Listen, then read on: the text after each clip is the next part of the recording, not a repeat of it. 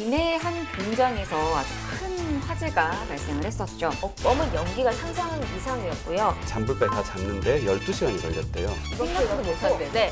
양산에서 피해가 있었다고 합니다. 저 민원이 계속 나온 게 검은 비가 내린다. 그 위험물질로 인한 화재의 안전 대책에는 많은 준비가 필요해 보입니다.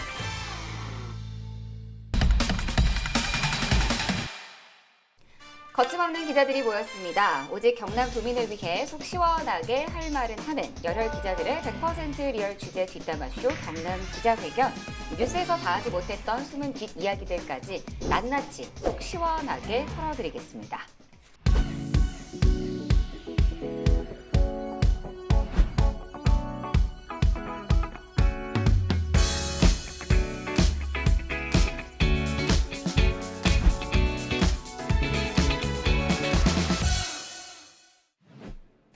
자, 최근 경남을 뜨겁게 달군 말과 관심을 끌었던 이슈에 흥미진진한 뒷이야기까지 사정없이 파헤쳐보는 시간입니다. 기자회견이 뽑은 언박싱. 오늘은 어떤 분이 준비를 좀 해주셨을까요? 오랜만에 제가 드디어 준비를 했습니다. 네. 기자회견이 뽑은 언박싱 함께 보시죠. 김해의 한 고등학교입니다. 지난달 24일 여자 화장실 변기에서 몰래카메라가 발견됐습니다. 몰래카메라를 설치한 사람은 40대 남성 교사. 해당 교사의 휴대전화에도 몰카로 추정되는 영상물이 무더기로 발견돼 수사 중입니다. 비슷한 시기 창녕의 한 중학교 교직원 화장실에서도 몰래카메라가 발견됐는데 이 카메라 역시 30대 남성 교사가 설치한 것이었습니다. 네, 지난 6월이었습니다. 이 김해와 창녕의 학교 여자 화장실에서 몰래 카메라가 적발되면서 많은 분들이 정말 경악을 금치 못했습니다. 이 몰카를 설치한 사람이 바로 현직 교사였기 때문에 그 충격은 배가 됐었는데 이후 상황은 좀 어떻게 됐는지 저희가 짚어봐야 될 것 같아요. 이제 두 건의 몰카 사건이 동시에 터진 셈인데 하나는 이제 김해의 한 고등학교에서 몰카 설치한 교사를 이제 구속 기소 의견으로 송치됐고 창녕의 또 중학교의 교사가 몰카를 설치했는데 이분은 자수를 했어요. 맞아요. 자수를 해서 불구속 기소 의견으로 송치를 했습니다. 근데 어찌 됐던 비난 여론이 너무 커지니까 경남도 교육청의 이제 압박 여론 뭐 이런 것들이 밀려오니까 경남도 교육청이 성폭력 징계 신속 처리 절차를 적용하겠다고 했습니다. 성폭력 징계 신속 처리라는 것은 나중에 아마 자세히 설명이 될 텐데 법보다 더 위에 존재하는 특별한 절차입니다. 그러니까 원래 절차가 굉장히 복잡하더라고요. 이게 형사적으로 절차를 거치는 게 있고 또 교육청 차원의 절차가 있는데 일단 성범죄가 생겼을 경우에는 경찰이 이제 수사를 시작하면요, 이제 검찰로 송치가 되면서 이제 공무원의 그 범죄 처분 결과 통보를 한 다음에 교육청에서 이제 조사를 좀 시작합니다. 그래서 이 처분을 심의를 한 다음에 이제 위원회를 열어서 이 사람을 어떻게 징계할 것인지 형사 처벌 이후에 이어지는 것이었고요. 또 학교 내에 이제 성희롱이나 성폭력이 생겼을 경우에는 비슷한 단계긴 한데 이 경찰 수사 개시보다 더 이전에 그 교육청의 민주시민교육과에 일단 접수를 받고 거기서 조사를 시작합니다. 그리고 이제 이 고충심의위를 또 거쳐서 감사과로 넘어가요. 복잡하다. 민주시민교육과 여기서 감사과로 넘어가서 감사까지 조사를 또 합니다. 해서 이제 이 징계위로 올리는 아무튼 그 절차가 그냥 들어보시기에도 굉장히 복잡하죠. 네. 이랬는데 방금 그 교수님 말씀하셨던 성폭력 징계 신속 처리는 이 모든 것들 다 절차 없애고 경찰에 이제 수사 개시 통보나 이런 사안이 접수됐다 딱 하면 바로 교육청에서 성폭력 시민 참여 조사단을 만든대요. 그동안에는 뭐 징계위를 열고 그 일부에 관련된 사람들만 같이 했다면 그게 아니라 시민이 참여한 조사단을 만들어서 조사를 한 다음에 고충심의위원회를 거쳐서 바로 이제 결과가 나오는 징계위원회를 또 여는 이런 방식으로 조금 바뀌었다고 합니다.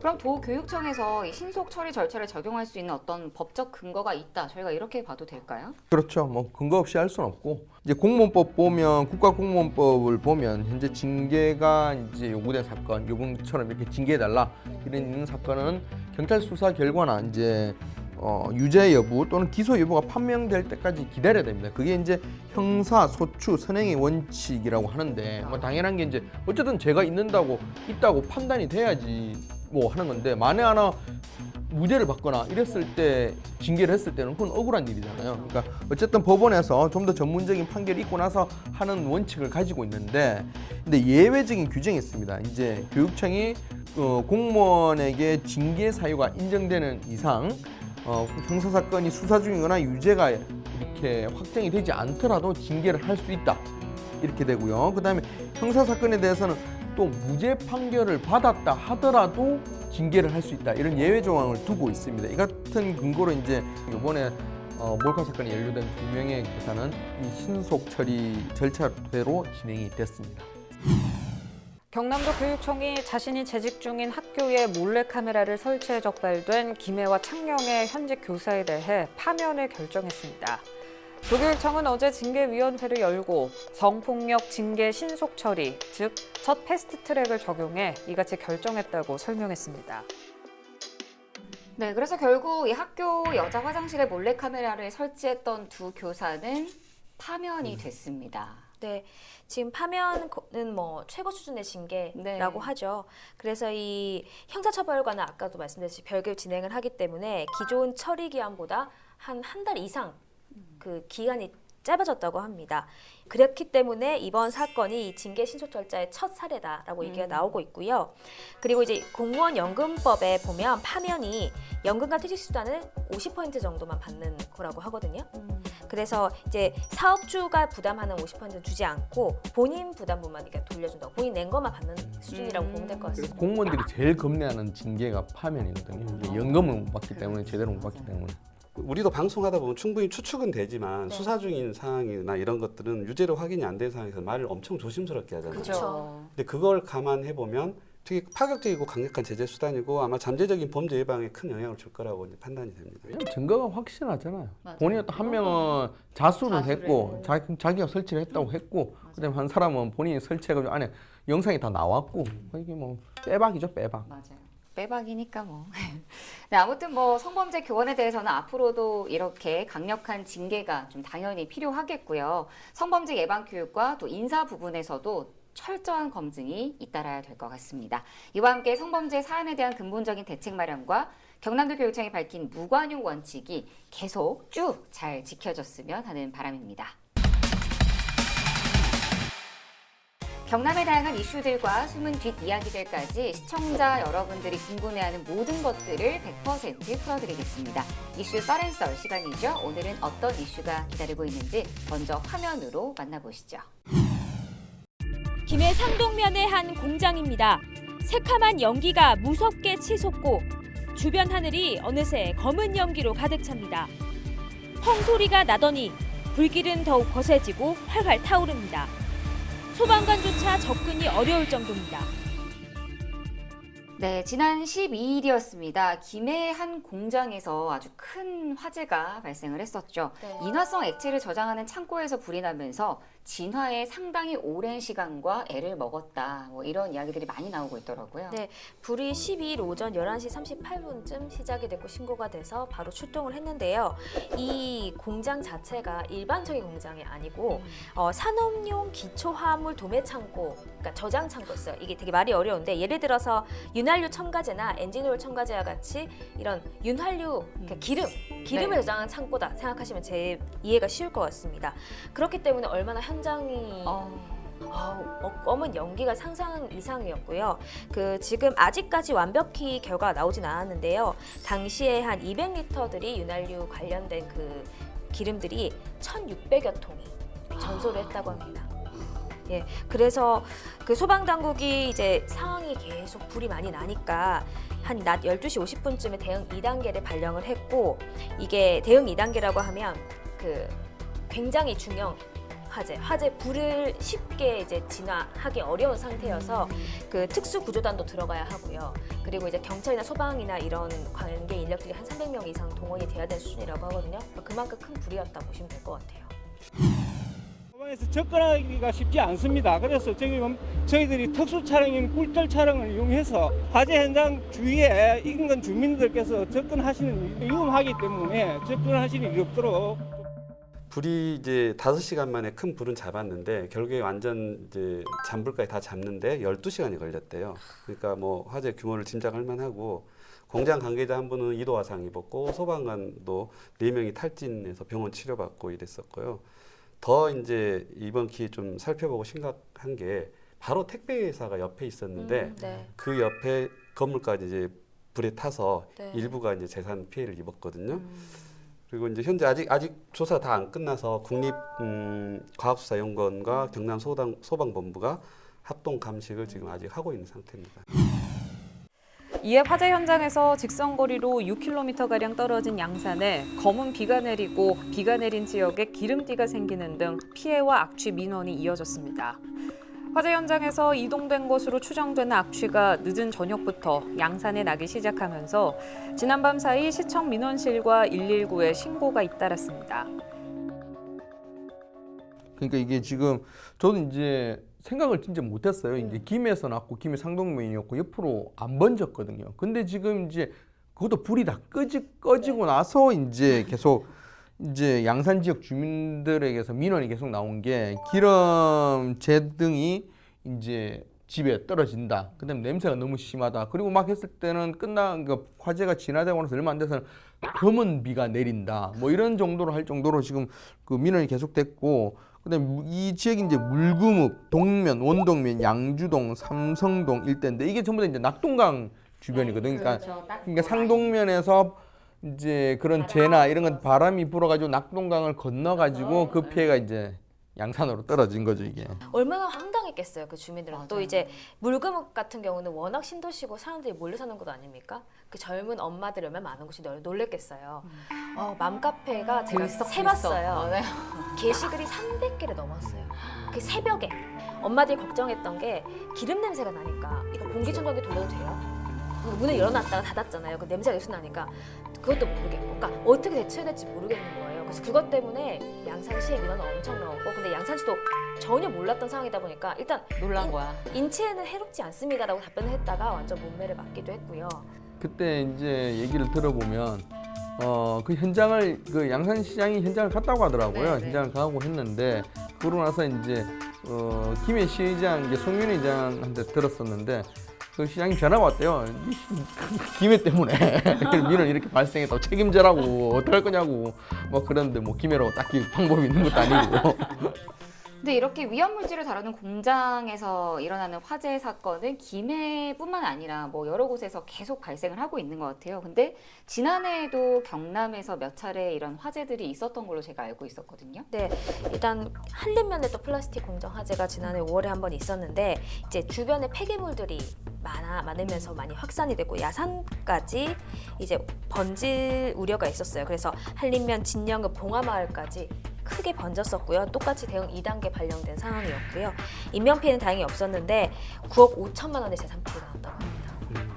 그 당시에 화재가 난 공장 맞은편 인쇄 공장에도 이제 불똥이 튀어가지고 다행히 이제 뭐 인화성 물질 잉크 보관 창고 한 절반 정도밖에 안 탔었는데 이게 정말 상상을 해보면 굉장히 위험한 거고, 아까 말씀하신 그 휘발성 유기 화합물이라는 게 전부 이게 휘발해서 없어질 때까지 기다려야 되는 거거든요.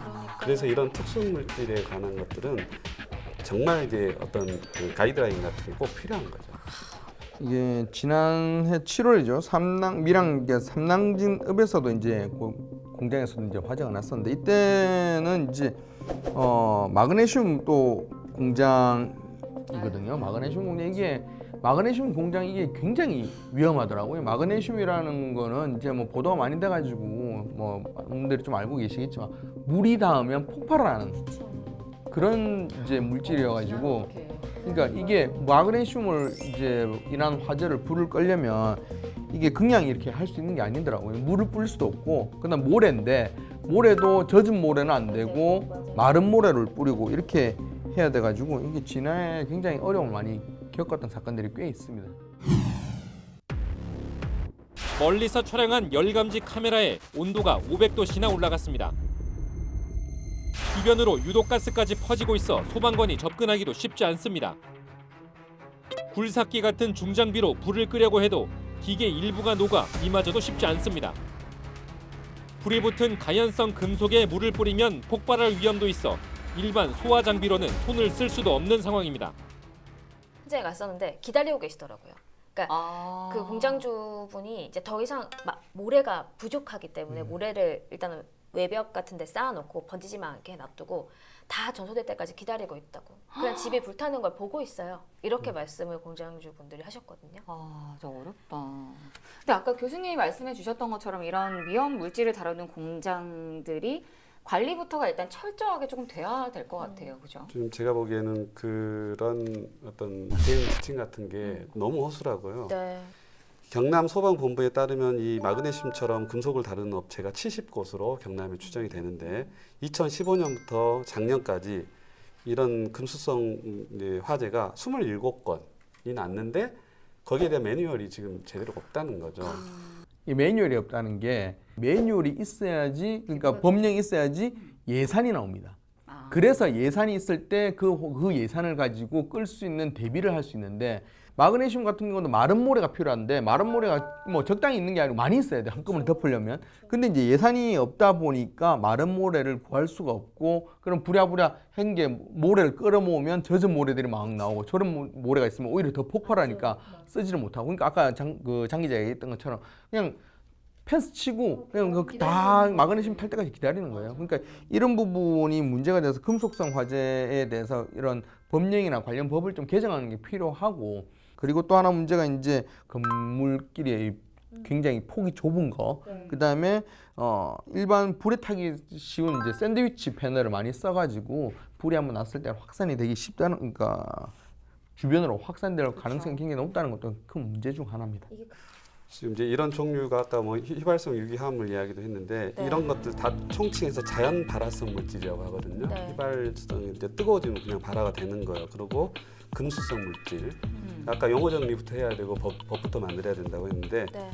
그래서 제가 일부러 단어를 다시 재정의를 해드리는데 이렇게 화재나 폭발에 상당히 위험한 물질들이 이제 관리하는 어떤 매뉴얼이나 예방책이 필요하는데 며칠 전이었죠. 레바논에서 그 대형 폭발 사고 네. 168명이 죽었나요?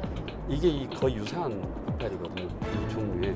이런 일이 사실 저희 일어나지 말은 거의 없거든요. 그래서 미리 대책을 해야 되는데 경남에서는 특수물질 화재에 대한 대책 가능한 소방서가 지금 한 곳밖에 없고 그것도 동쪽에 치우쳐져 있어서 아까 말씀드린 것처럼 서부에서 일이 터지면 방법이 없는 속수무책인 상황입니다. 뭐 앞으로도 좀 위험물질로 인한 화재 안전 대책에는 조금 더 철저하고 촘촘하게 저희가 대비를 할 수 있도록 많은 준비가 필요해 보입니다. 네, 이번 시간 이슈 썰앤썰에서는 도내 공장 화재에 관한 이야기를 저희가 한번 나눠봤는데요. 마지막으로 한 줄 평 들어보도록 하겠습니다.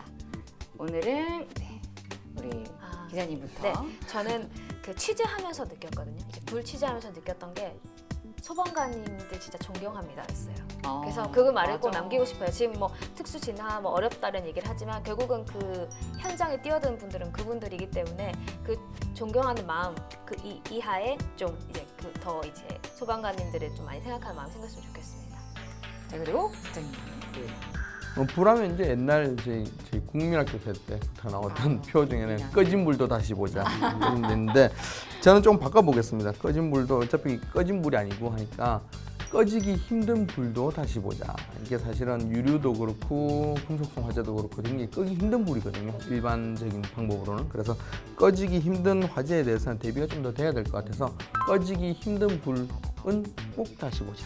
하겠습니다. 늘 준비를 하시네요. 그러니까 고민을 해야죠. 자신 있게 딱 말씀해 주셨어요. 마지막으로 우리 교수님. 저는 정치의 기본은 물과 불을 다루는 것이다. 도시를 만들거나 건축을 할 때 제일 먼저 불이 들어옵니다. 네. 전기하고 가스가 들어오고 실제로 그래요.